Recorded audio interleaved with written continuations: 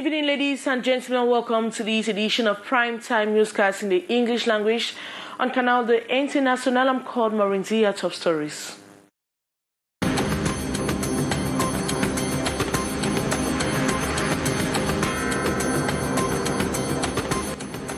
New tax and mobile money transfers contained in the 2022 finance law has gone into force. Experts have described a man in the neighborhood woke up with a remarkable discovery this Monday morning: the lifeless body of a 20-year-old girl hanging on a fence. And some Cameroonians are getting themselves vaccinated to be able to access different stadia of the Total Energies African Cup of Nations tournament. Those were major stories. Details right ahead.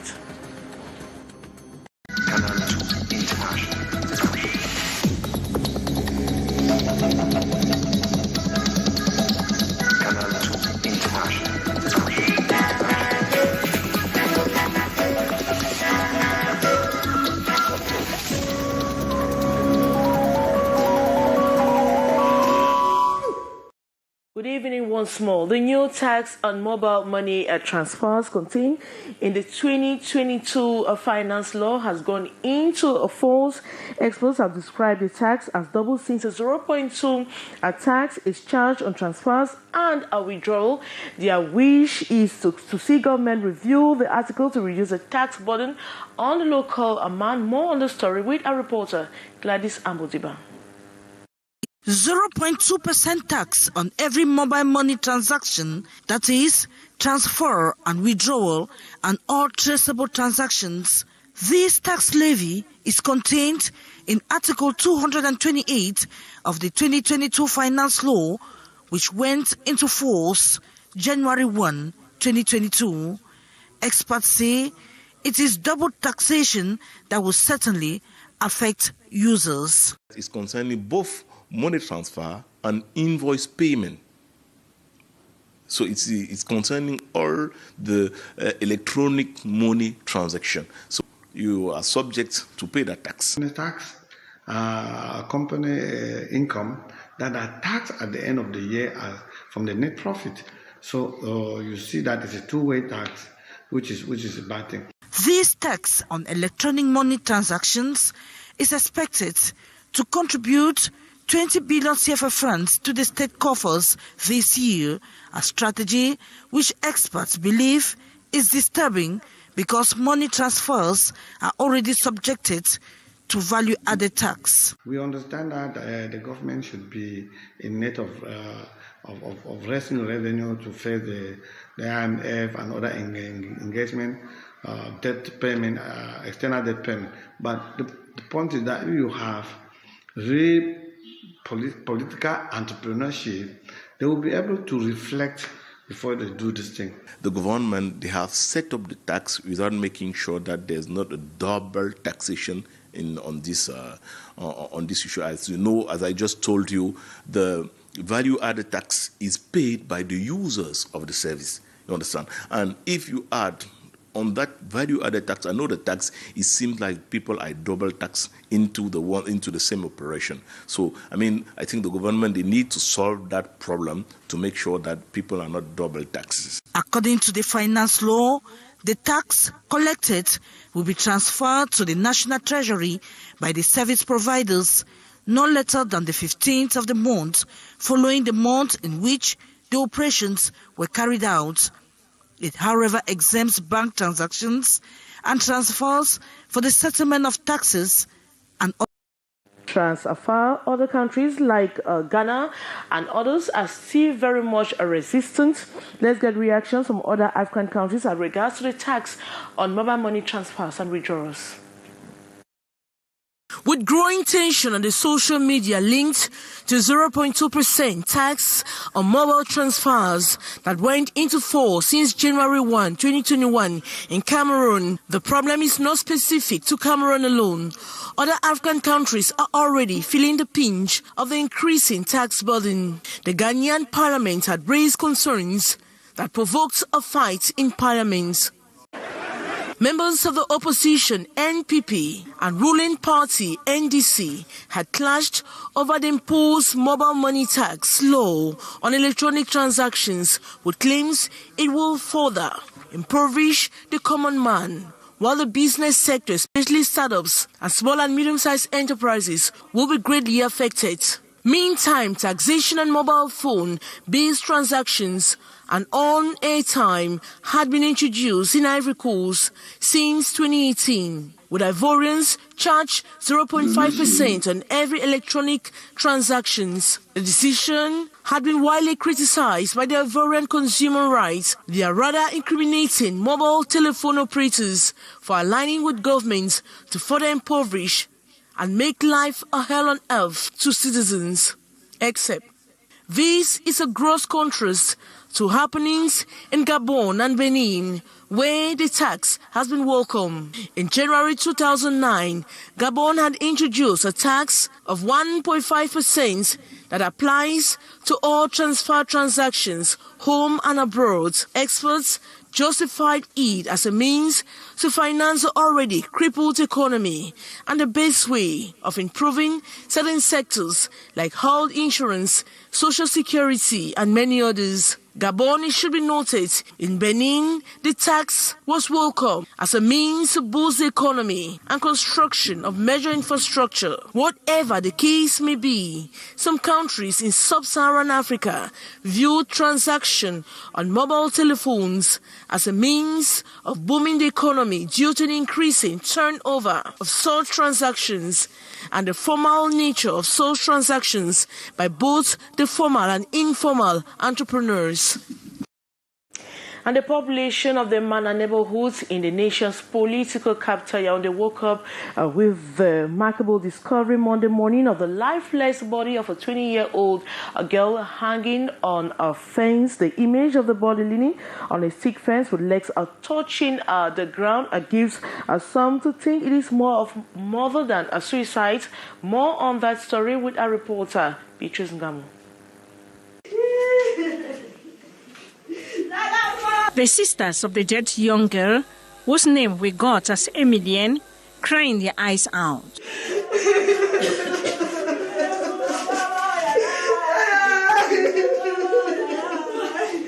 Difficult to believe she's gone for good and in such a gruesome manner. Her family lives here, and she was found some 100 meters from her home. This picture she took with her siblings last Christmas 2020. Emilienne is here in the middle, bustling with a bright future ahead. Her father narrates he had a one-on-one discussion with her yesterday morning, warning her against her recent attitude. She then left her house and went and stayed under a tree. A neighbor saw her and brought her home. Acts and words, uncle's house, her father's younger brother. She left with her uncle's wife, and when she did not return, the family thought she must have passed the night there. But early this morning, a neighbor passing by told the father it is said a young girl has committed suicide, and arriving the scene, he saw it's his daughter. The lifeless body of Emilienne is tied to a stick fence with her own headscarf, her feet on the ground. Her posture raises doubts. Many have the feeling it is more of murder than suicide. All here makes us believe that she was assassinated elsewhere and dumped here close to her home. Investigations is ongoing, as the police and gendarmes were also at the site of the incident at the Okolo area in Mana neighborhood in Yaoundé. And scores of families have been rendered homeless at the Makia neighborhood in the New Bell neighborhood in Cameroon's economic city, Douala. According to eyewitnesses, the fire started as an apartment occupied by some Chinese citizens. One of the Chinese expatriates is said to have forgotten a cigarette, which sparked up causing or consuming the entire building. Material damage has been evaluated to millions of francs CFA. After 2 weeks of rest and merry making, pupils and students return to school today for the second term, which is the most decisive on the school calendar. Our reporter Hyson Cha has been visiting some schools in the nation's political capital Yaoundé history. time for bookwork business to recommence. Students and teachers in the nation's political capital returning to their various classrooms this Monday, January 3rd, to begin the journey through the second term of the academic year. At the Nkoletun Government Bilingual High School, at about 8 a.m., it was total concentration in different classrooms, teaching and learning kick-starting effectively. School authorities striving to restore order and institute a solid take-off point for this midterm of the school year. We started with the first lesson at 7:30 a.m. While at the assembly, we sensitize our students to leave behind festive moments because it is history now.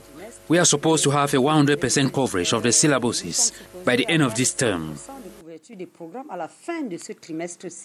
The school heads equally cautioning the students that the second term is a very decisive one, but very short and characterized by a number of festivities. With these, they warn the students must therefore burn the midnight candle to ameliorate their academic performances, especially those in final examination classes. A call most of the learners are conscious of. Holidays is over. I am mentally and physically prepared to embark on schoolwork to be able to pass my exam.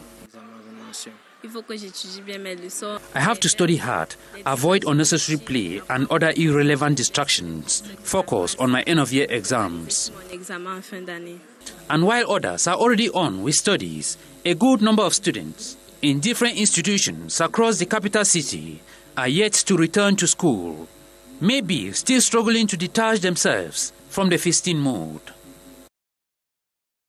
And health facilities in the nation's political capital, Yaoundé, are very ready for any eventual accident and crisis that may occur during the African Cup of Nations come January 9, 2022. Assurance made by the Minister of Public Health. More on the story with our reporter, Hysen Cha.